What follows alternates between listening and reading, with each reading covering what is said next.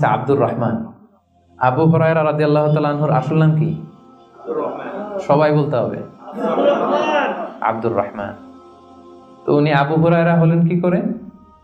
হিজরাতুন মানে বিড়াল, আর হুরায়রা মানে ছোট্ট বিড়াল। তো উনি বিড়াল পালতেন, বিড়াল নিয়ে দুষ্টামি করতেন। আমাদের অনেকে শখ আছে ঘরে আমরা বিড়াল পালি।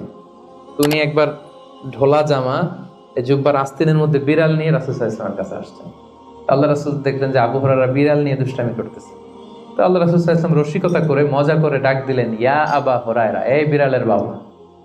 আসলে নাম কি ছিল? আব্দুর রহমান। টাকা দরকার ছিল ইয়া আব্দুর রহমান। এটা না ডেকে রাসূল সাল্লাল্লাহু আলাইহি ওয়াসাল্লাম মজা করে বললেন, ইয়া আবা হুরায়রা, হে বিড়ালের বাবা। তো রাসূল সাল্লাল্লাহু আলাইহি ওয়াসাল্লাম কিন্তু এরকম মজা প্রায় করতেন, প্রায় সাহাবাদের মধ্যে তিনি মজা করতেন, রসিকতা করতেন। তবে এটা হালাল রসিকতা ছিল, হালাল এন্টারটেইনমেন্ট। রাসূল সাল্লাল্লাহু আলাইহি ওয়াসাল্লাম একটু রসিকতা করে বললেন, ইয়া আবা হুরায়রা।